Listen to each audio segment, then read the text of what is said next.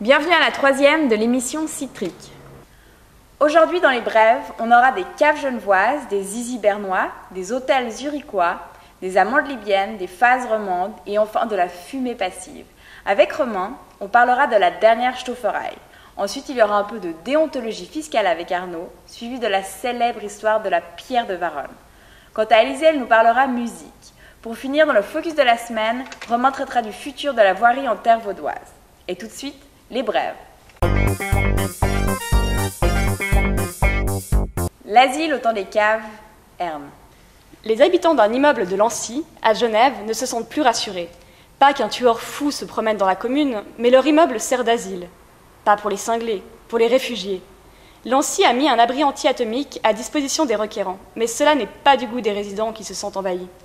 Finalement, si les locataires ne sont pas contents, ils pourraient demander protection à un autre pays et laisser leur appartement aux réfugiés. Berne discutera Zizi. L'hôpital de Zurich a retourné sa veste. Comme nous vous en avions parlé dans l'émission précédente, certains hôpitaux avaient décidé d'interdire les circoncisions à but religieux. Depuis peu, l'établissement zurichois est revenu sur ses pas. À présent, il faudra prendre en compte le bien-être de l'enfant et avoir l'accord signé des deux parents. Les médecins prendront ensuite leur décision au cas par cas. D'un point de vue juridique, Berne devra décider si oui ou non une circoncision est une lésion corporelle simple. On discutera donc de l'avenir des zizi helvètes sous la coupole. Espérons qu'ils prendront le problème à pleine main et qu'ils trancheront dans le vif. Vacances petit prix. Les hôtels de Zurich et Genève sont classés en 3e et 4e position des plus chers du monde. Autour des 300 francs la nuit, figurez-vous. Avec ce genre de prix, on ne fera plus croire à personne que ce n'est pas en dormant mais en travaillant qu'on fait de l'argent. Il aurait préféré une amende. Les policiers genevois, ou plutôt ceux qui se font passer pour, ont de bien mauvaises manies. Vendredi soir, un Libyen de passage à Genève pour un traitement médical a subi un contrôle pas très légal. Alors qu'il était près de la gare, un homme en habit de policier lui demande son porte-monnaie pour une fouille. Rien d'alarmant. Mais lorsque ses papiers lui sont restitués, il lui manque 3500 francs. Le pauvre a dû se dire que la taxe de séjour avait beaucoup augmenté. Deux faces perdues, une de retrouvée. Tout récemment, les jeunes de plusieurs partis politiques se sont unis afin d'abolir le fameux cours L2 du nouveau permis de conduire. La cause, un coût trop élevé pour ces pauvres jeunes étudiants. Mais attendez, si c'est trop cher, qui est-ce qui paye? Ah bah oui, les parents. Vache à lait une fois de plus. Après l'iPhone, la tablette et le nouveau PC, il faut en plus payer les cours L2. Quelle injustice. À la place, les jeunes des partis veulent introduire la conduite accompagnée. C'est vrai que ce sera bien plus instructif. Dès 16 ans, papa vous apprendra comment on insulte un automobiliste mal garé et maman vous apprendra à faire des queues de poisson. Et tout ceci gratuitement. Les libertés partent en fumée. À l'occasion de l'initiative contre la fumée passive, une extraordinaire découverte vient d'être faite par certains Suisses. La fumée tuerait. Qui a dit qu'on était lent à la détente? Et maintenant, la suite de l'actualité.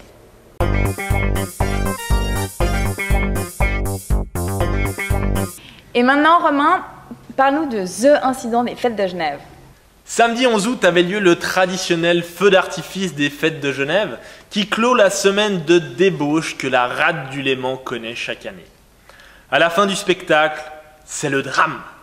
Éric Stauffer, le conseiller administratif de la ville d'Aunay, bien connu en Romandie, a tenté de quitter le carré VIP par une sortie non autorisée. Un agent de sécurité a refusé que l'élu passe cette porte. Malgré les sommations, le politicien n'a pas reculé. L'agent a donc repoussé le colosse afin qu'il s'en tienne aux règles établies. Celui-ci s'est relevé furieux et lorsqu'il a tenté de se munir de son portefeuille pour se légitimer, le gardien de la porte a engagé son spray au poivre en direction de l'homme bouillant qui, se sentant brûlé, s'est jeté à l'eau pour se refroidir. On peut se demander que s'est-il réellement passé devant cette porte. Le portier ne savait-il pas qui était ce grand bonhomme qui le sommait de le laisser passer? Est-ce que le sang chaud de l'élu l'a emporté? Y aurait-il eu un malencontreux duel de cow-boy entre les deux hommes? L'agent, en voyant le politicien mettre sa main à la poche et sachant que celui-ci a un attrait pour les pistolets, aurait-il joué les Lucky Luke en croyant sa vie mise en danger? On ne le saura jamais. Mais on peut quand même espérer que le bain de minuit de l'élu MCG lui aura rafraîchi les idées. Mais l'eau froide peut-elle réellement calmer le brûlant cow-boy? Elle lui avait bien servi à calmer un autre élu lors d'une session du Grand Conseil. On peut donc y croire.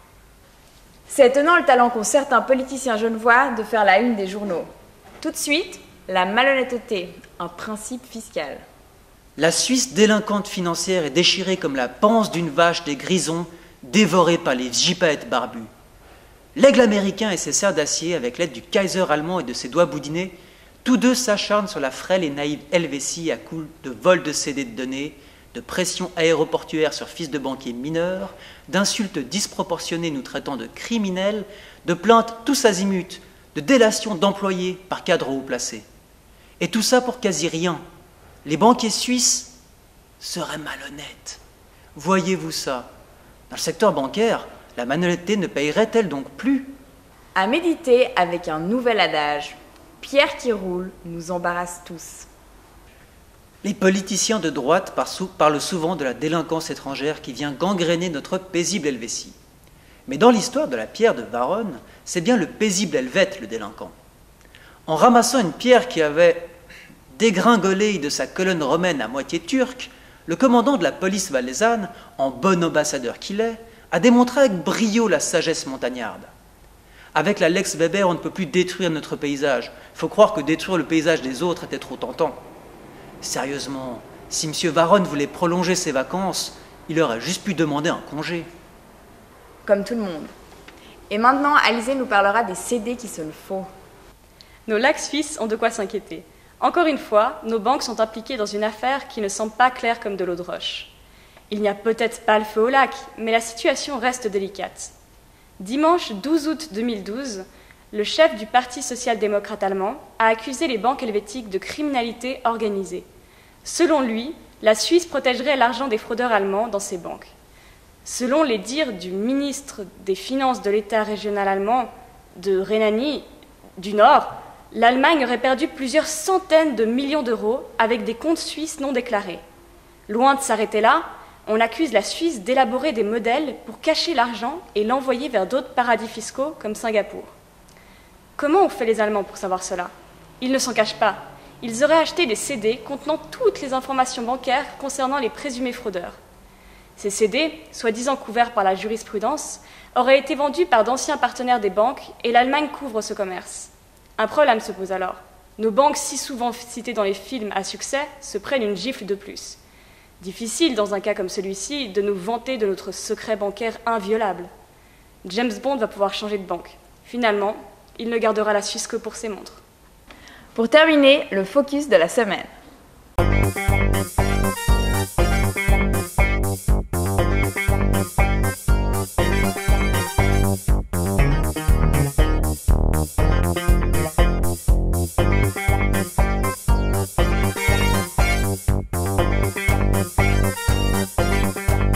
À Avenches, on a franchi un cap. Depuis quelques semaines, dans la capitale helvète des équidés, on peut voir poindre au coin d'une rue une calèche électrique tirée par un cheval. Ne riez pas, ou du moins pas tout de suite. Ce nouvel engin met fin à l'esclavage chevalesque qui dure depuis des décennies, que dis-je, des siècles, ou même des millions d'années. Ainsi, le brave animal n'aura plus à tirer le poids total de la machine en permanence. Dès qu'il y aura une montée, celle-ci aidera la bête à grimper. Le but de cela, permettre aux chevaux de collecter les poubelles avec plus d'aisance. En gros, on file au bourrin une petite tape dans le dos en montée, mais le reste du temps, on lui colle une tonne de plus en matos à tirer. Entre le moteur, les systèmes de détection de la force de traction, etc., on ne doit pas en être loin. C'est beau la technologie.